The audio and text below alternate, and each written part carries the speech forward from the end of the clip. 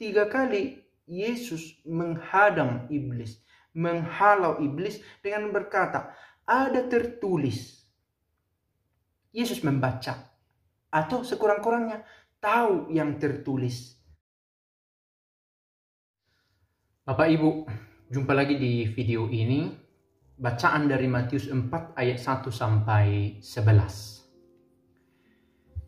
Maka Yesus dibawa oleh Roh ke padang gurun untuk dicobai iblis.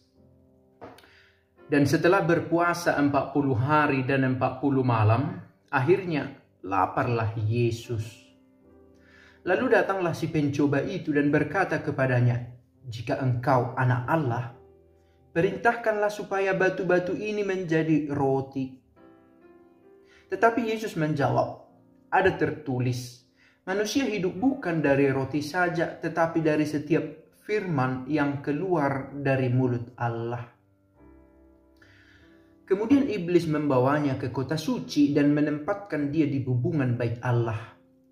Lalu berkatalah kepadanya, "Jika engkau anak Allah, jatuhkanlah dirimu ke bawah. Sebab ada tertulis, mengenai engkau ia akan memerintahkan malaikat-malaikatnya.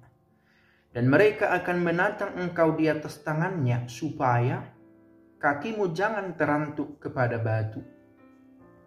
Yesus berkata kepadanya, "Ada pula tertulis, janganlah engkau mencobai Tuhan Allahmu." Dan iblis membawanya pula ke atas gunung yang sangat tinggi dan memperlihatkan kepadanya semua kerajaan dunia dengan kemegahannya. Dan berkata kepadanya, "Semua itu akan kuberikan kepadamu jika engkau sujud menyembah aku." Maka berkatalah Yesus kepadanya, "Enyahlah iblis, sebab ada tertulis, engkau harus menyembah Tuhan Allahmu, dan hanya kepada Dia sajalah engkau berbakti." Lalu iblis meninggalkan dia, dan lihatlah malaikat-malaikat datang melayani Yesus. Bacaan ini terkenal tentang pencobaan yang dialami Yesus di padang gurun. Yesus hadir di sini dalam keallahan dan kemanusiaannya. Dia berhasil menghadapi iblis dengan cara yang manusiawi. Kita tidak lihat di sini permainan sihir dari Yesus ya. Tiba-tiba dia mengucap mantra, mengangkat tangannya ke atas dan iblis itu terbakar.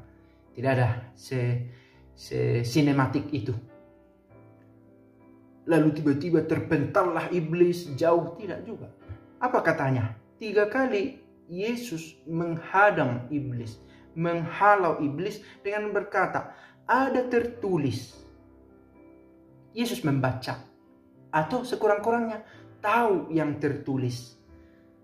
Apa yang tertulis dimengerti oleh Yesus, dan itu menjadi alat yang Yesus pakai untuk menghalau si jahat. Pentingnya tulisan dan pentingnya mengetahui isi tulisan.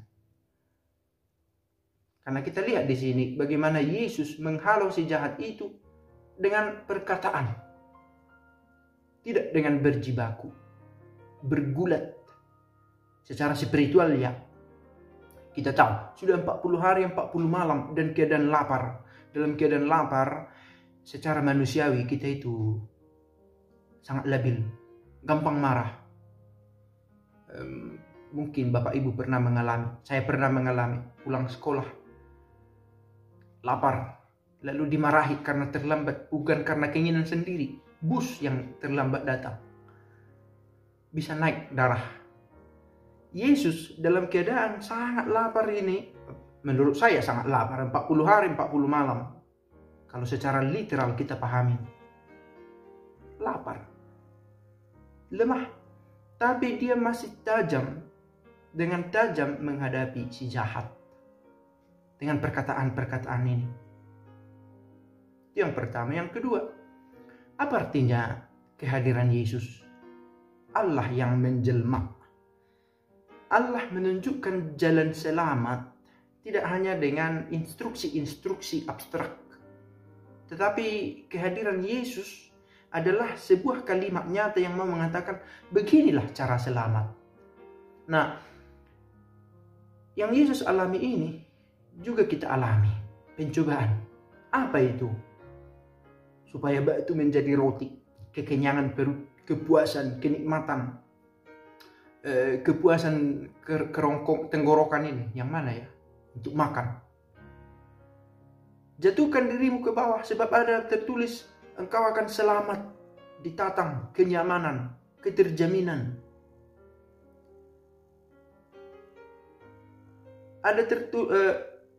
Dan iblis membawanya pula ke atas gunung yang sangat tinggi dan memperlihatkan kepadanya semua kerajaan dunia. Semua kuberikan kepadamu, kepemilikan, kekayaan.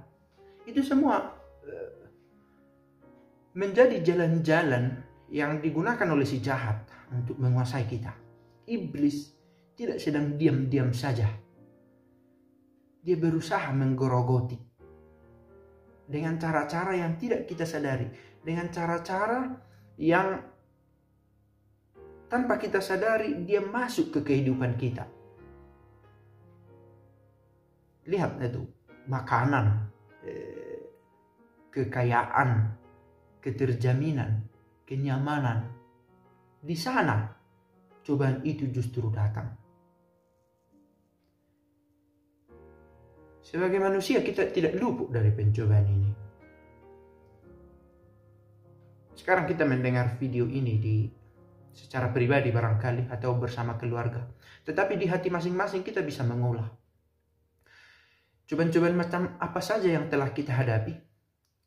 Dan dengan jujur saja, yang mana yang sebenarnya kita lakukan. Dengan sadar, tahu itu gak baik, tapi kita ulang-ulang. Karena nyaman, enak, kekayaan ini, kenikmatan ini, keterjaminan ini. Tidak perlu pengakuan di hadapan orang. Yang terbaik adalah pengakuan dalam pengakuan dosa. Dijamin kerahasiaannya.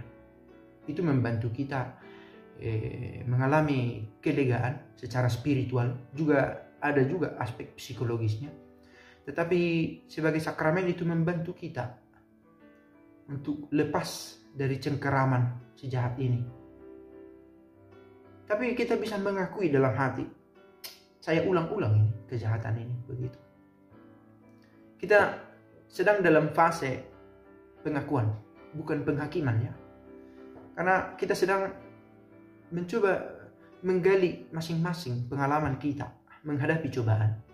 Di sini Yesus menunjukkan cara menghadapi cobaan dengan akal budi, dengan pemahaman yang dia miliki, kecakapan manusiawinya dia pakai, tidak kekuatan supernatural ini. Ketika ia berkata ada tertulis, yang tertulis itu yang nyata, yang bisa dibaca atau dibacakan oleh orang, kemudian kita pahami, dan itu menjadi tameng pemahaman kita, menjadi